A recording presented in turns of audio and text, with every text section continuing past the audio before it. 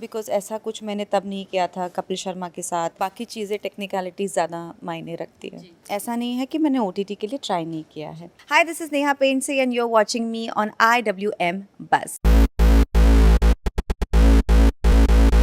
Hi guys, welcome to IWM Buzz and we have Neha Pindse with us and she is back with a May I Come In Madam Season 2. So firstly Neha, big congratulations. Thank you so much. कितना excitement है show को लेकर, audience ने तो काफ़ी ही अच्छा response दिया है सीज़न 2 को भी, क्या कहना चाहेंगे? इनफैक्ट सीज़न 1 का जो ऑडियंस है उनके वजह से ही सीज़न 2 हो रहा है और बहुत खुशी है, बहुत एक्साइटमेंट है। अपना बेस्ट देना है और भूल जाना है।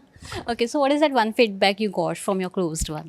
मतलब वही है कि सेकेंड सीज़न जो है, जो पहले सीज़न से क्रिस्पियर है, it's tighter in terms of script, looks भी बेटर आ रहे हैं सबके, तो सब पॉजिटिव ही आ रहा है यार। So it's very nice. Neha, when you got the call for the season 2, how you reacted? It was always yes from your side or was a question confusing for you? आखिर तुझे आना है, ज़रा देर लगेगी, बस हम ये कॉल पिछले 5 साल से इंतज़ार कर रहे थे। आ गया तो हमने कर लिया। संजना को काफ़ी एक क्लोज है ऑडियंस से, we can say Sanjana is very close to the everyone because Sanjana को बहुत प्यार मिला था सीजन 1 में, उनके लुक को भी काफ़ी प्यार मिला था।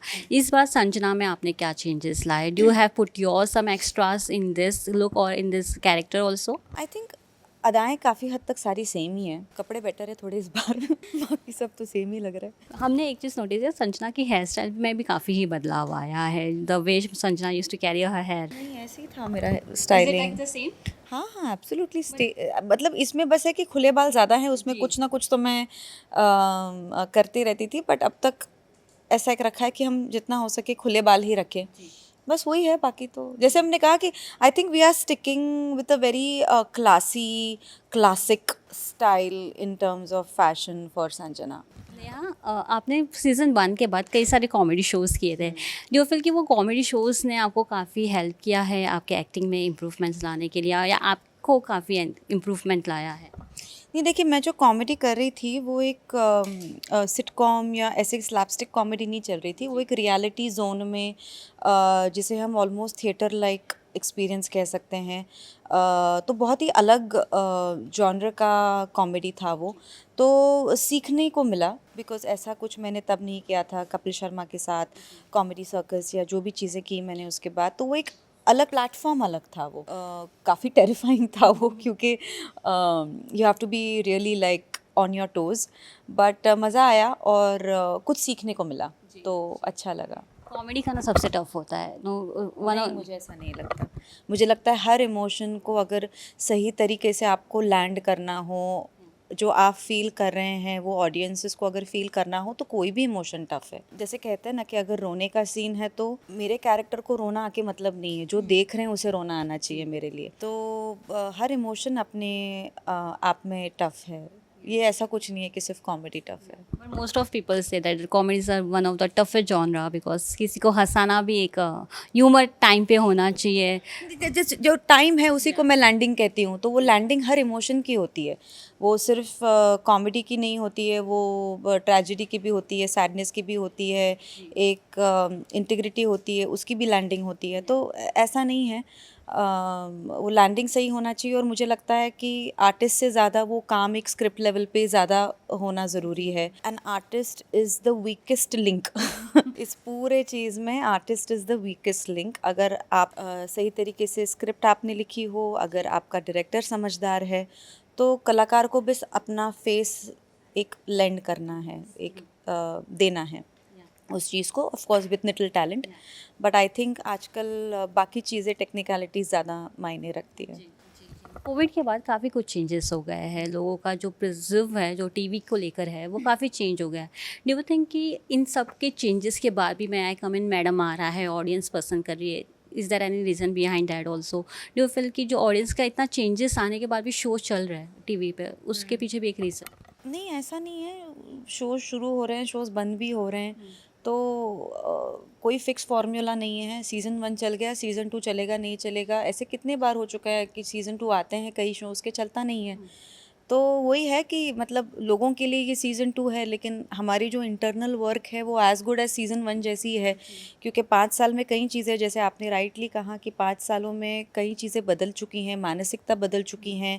एक कैसे कह सकते हैं कि if you are considering only this show, तो 5 साल में काफ़ी बोल्डनेस आ गई है आपके कंटेंट व्यूइंग में ओटीटी की वजह से।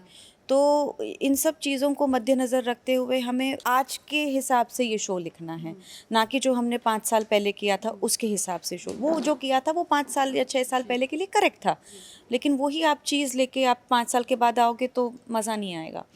तो चेंज इज़ कांस्टेंट, और जो अवेयर रहता है वो इस चेंज के साथ आगे बढ़ता है। कॉमेडी में भी काफ़ी अलग अलग वे होता है, how you can make the audience laugh. एक होता है आप डबल मीनिंग से हंसा सकते हो, एक होता है कि आपके ह्यूमर से हंसा सकते हो, एक होता है जो इजी जोक्स होता है।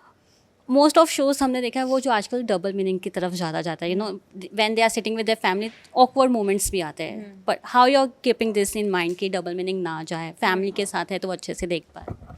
ये देखिए, डबल मीनिंग का मतलब ही ये है कि एक सही मीनिंग होता है, एक गलत मीनिंग होता है। डबल मीनिंग में क्या होता है, टू, एक सही एक गलत। गलत गलत नहीं होता है, गलत मतलब जिसे हम अडल्ट जोन में जो कहते हैं। As an artist, when I am doing a double meaning anything, मुझे उसको सही मीनिंग के हिसाब से ही परफॉर्म करना है, तभी वो सही लैंड होगा, तभी वो स्लीजी नहीं लगेगा।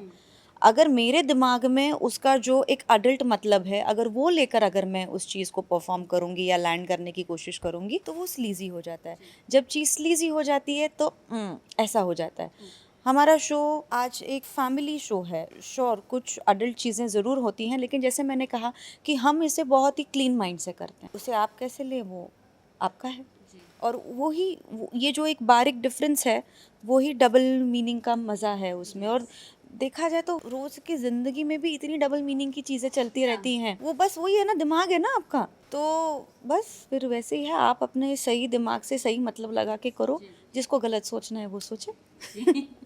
ओके, सो नया जब आप फिर से ये सेट पे आई, what is that one thing you recreated और you want to do again on this set?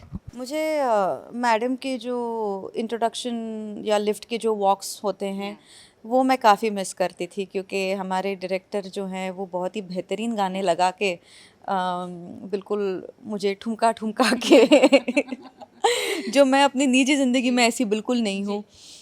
निजी ज़िंदगी में मेरा एक बॉडी पोस्चर जो है, या मैं जैसे चलती हूँ बैठती हूँ, बहुत अलग है।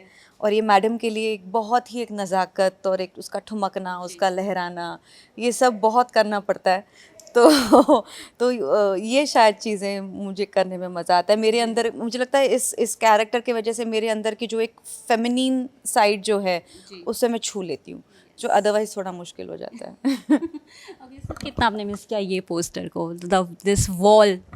हाँ, नहीं बहुत। इनफैक्ट हमारी जो प्रोड्यूसर हैं बिनाइफर, उन्होंने जब पहला सीज़न रैप हो गया था तो उन्होंने कहा था कि नेहा इतना बड़ा है पोस्टर, तुम अपने पास रख लो। मैंने बोला यही प्रॉब्लम है, इतना बड़ा फोटो है कहाँ रखूँ।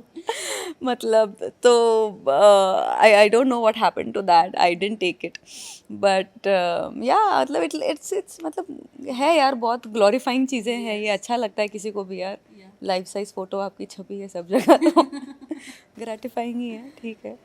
Okay, so Neha what's next? इसके साथ साथ do you want to do OTT also? हाँ, व्हाई नॉट। मेरा ओटीटी करना है, फिल्में करनी है, टेलीविज़न करना है, मुझे सब कुछ करना है। अब सबको मेरे साथ काम करना है कि नहीं, वो तो मुझे जब वक्त आएगा तब समझ में आएगा। मूवी के बाद करने के बाद मोस्ट ऑफ एक्टर्स अवॉइड करते हैं to do a TV show, but you are the one who is always doing no breaking the bars. So when you take decision like this, is there anything your managers से कि no you don't want to do like TV, अभी मत करो, अभी film पे focus करो, ऐसा कुछ होता है?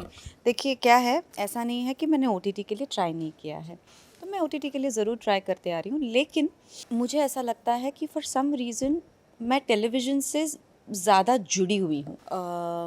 मेरा ऑडियंस जो मुझे जानता है वो टेलीविज़न के वजह से जानता है, और मैं ओटीटी या फिल्मों में इसलिए नहीं जाना चाहती क्योंकि मुझे टेलीविज़न से अपने आप को दूर रखना है।